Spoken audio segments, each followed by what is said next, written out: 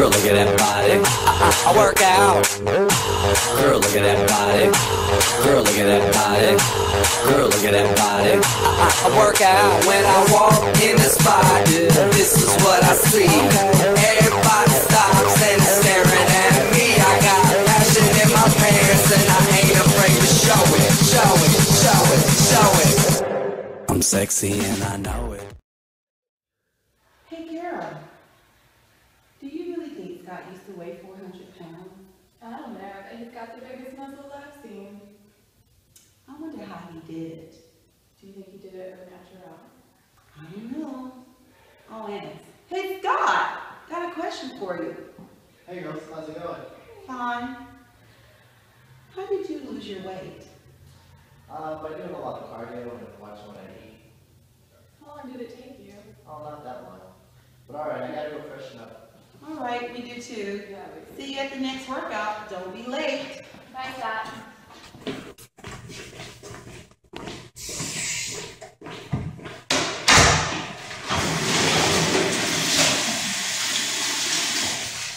Kara, do you really think Scott really lost that weight like he said he did? What do you mean? Kara, he's been 400 pounds. And look at him. It's been a couple of months. And he's down, buff, fit, toned. Oh my God, and the muscles. He is freaking awesome. I think he's had some assistance. Candy, you are being way dramatic about this. Kara, I might, but I'm telling you, something is going on with Scott. Look at his attitude. He gets very angry quickly when we don't do what he wants. Exactly, that's what trainers are for. Not like that, Kara. Whatever you say, Candy. All right, whatever.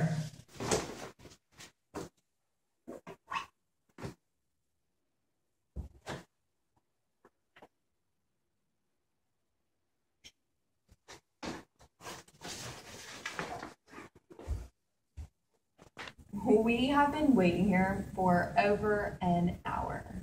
Kara, where is Scott? I don't know. Let's call him.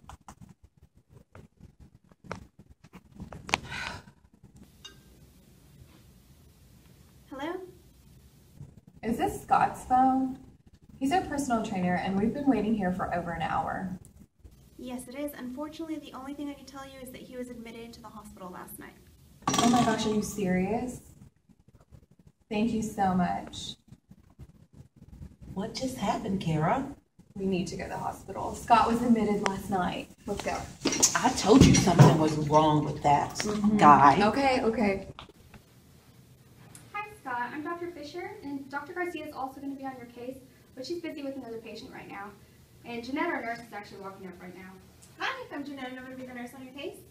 So we ran some tests on your heart when you came in, and we found that you did have a heart attack, which is really weird because of your young age and your physical shape. So we're really just going to try to figure out what's wrong with you. Have you been experiencing anything uncomfortable or any kind of things we should know about? Yeah, my heart has been racing recently and I've been having some joint pain. Okay, so when you walked in, I did notice that you had a little bit of acne on your shoulders and back. Is this something recent or have you had this? Actually it has been acting up lately. So how have your sleep and diet been? I haven't been getting much sleep lately and I have been eating more lately, yeah. Okay, anything else out of the ordinary that we should know about? Recently, yeah, I've been having a lot of dizziness and some nausea.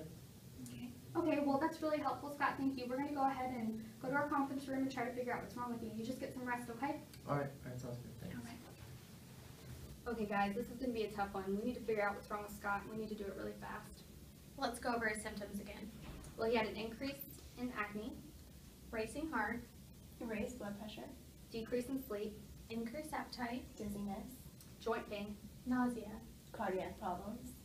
Well, I think that's all we gathered up from him. I think so. Guys, this could be anything. He's dead. He's dead. You're crazy. No, obviously he is because he hasn't answered our phone calls. Kara, he just had a freaking heart attack. He still has fingers. Kara, have you had a heart attack? Are you friends with Scott? Yes. What's going on? He is, but we're actually trying to get him to get some rest, so he's not accepting visitors right now. Visitors. Well, he is actually a personal trainer. Yes, he is. For the past couple minutes, and we just wanted to see how he's doing. Really? I didn't know he was a personal trainer. Yes, and I would like to tell you a Please lot. stop. What? Such a drama. I am not a drama Stop. There's queen. no reason to even discuss She the stuff said- that you're thinking about. What Because is you're that? being What she leaving? No. Ladies, Oh, please, Kara. okay, Scott is very sick. Okay, we know he had a heart attack. Anything you guys can tell me will help, so we can pinpoint what's wrong with him. I'll be glad to tell Candy, will you. you stop? You're so What? annoying. You were? She needs to No, know. she doesn't, because This can help him save his life. No. You're fine. What is it that I can answer your questions? Anything that you can tell me about Scott. Do you know what he does in his free time? Yes, Scott used to weigh 400 pounds. Said he lost it through diet and exercise. I questioned that. I asked Kara. She said he lost it all natural. Sometimes he gets erratic and he just go into a fit of rage.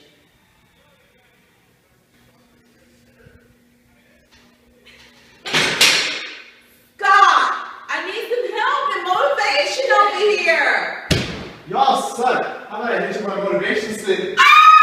Well, thank you so much for all your help, Candy. I'm going to go ahead and go talk to the doctors on the case, and thank you so much. You're more than welcome. If you need anything, call me. All right, thanks.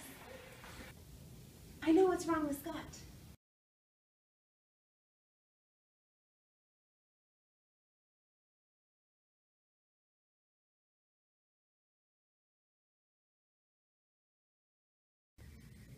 So once androgen is injected into the body, it must go through the cell membrane.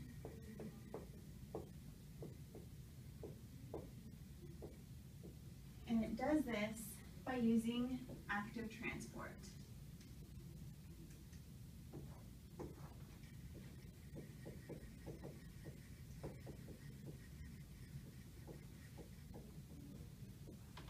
In active transport, the sodium-potassium pump is used to break down ATP to form ADP, which in turn releases energy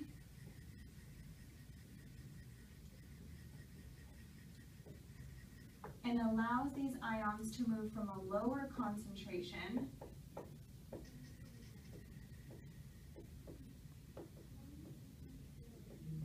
to a higher concentration. Okay, so once that is done, androgen is going to try to link up to a receptor in the cell. This receptor being the glycocorticoid receptor, or NR3C1 receptor. It then links up to the receptor,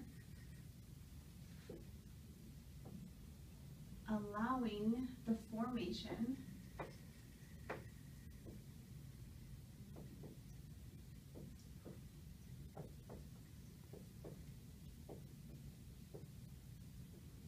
of a new protein.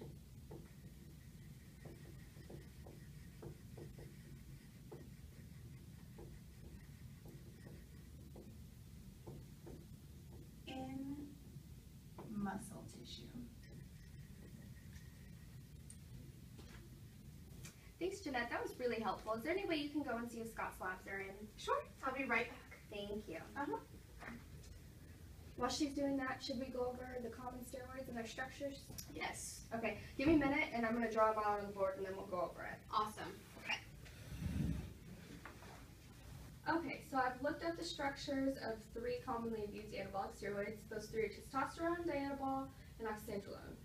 And we know that steroids are derived off of the structure of cholesterol, which has 3 cyclohexane rings tied to 1 cyclopentane ring. We also know that these rings are designated with A, B, C, and D for easy identification. So, comparing the structures of testosterone, dianabol, and oxandrolone, they have many different functional groups. Testosterone here, contains a ketone right here. We have the double bond O tied to a C and a C. So this right here is going to be one of two ketones. Something that all of these steroids are going to have are alcohols. So that's another thing that we have to list under. Something that two of these have in common being the testosterone and the dianabol are the double bonds. Testosterone only has one, dianabol has two, and that's going to be in the A ring, looking at cholesterol. Another functional group we have, the only one of our group that has this, is the ester. This is double bond O tied to the C tied to the O. We also have just the basic cycloalkane rings in there. That's about all of the functional groups that we can go over in these. Now the differences between them, we've already mentioned, this one has an ester, and these two have ketones. And this one is going to be a little bit weaker than testosterone, which is a little bit weaker than dianabol because of the double bonds. If there's two double bonds here, this makes this stronger and harder to break apart. Testosterone has one, which makes it stronger than obviously oxandrolone, which has one. And that's about it. I just want something for you.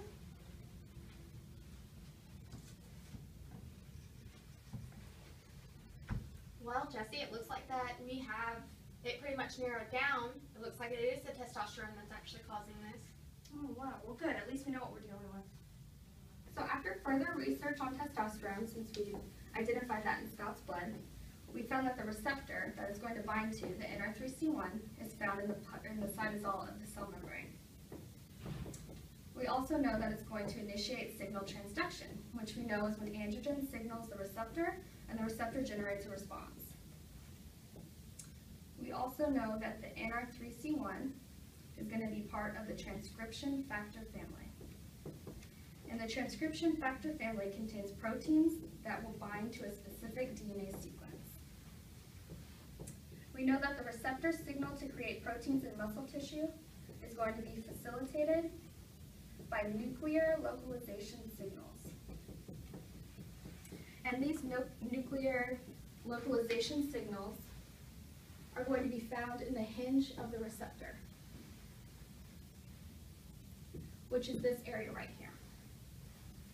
And we also know that the hinge region is covered by heat shock proteins, which is what's going to ultimately bind the testosterone to NR3C1 receptor. And upon binding, the receptor undergoes a conformational change, which is going to release more of the heat shock proteins, which Brittany is writing as HSP on the board. And together with the receptor and the testosterone, it will enter the nucleus and begin the final transcription, which is creating more muscle tissue. So I think we should go check in with Scott and let him know what we found and see if he will at least admit to the steroid use. Awesome, sounds good. Hi, Scott. Hi. So what we did was we ran your blood, so your blood panels did come back in, and it did show high levels of testosterone, which means that you did use steroids. Oh no, I'm so embarrassed. I was so unhappy with myself. Did I do any permanent damage? Seeing as you used so heavily that you had a heart attack, it's indicated that you did cause permanent damage, but your recovery is really just going to depend on your abstinence from steroids. Do you think you could stop using? Yeah, I think I can do that. So what we're going to do is keep you here overnight just to make sure you don't have another heart attack. Okay, so we're gonna come check on you in a little bit. You should get some rest. Okay, thanks. Okay.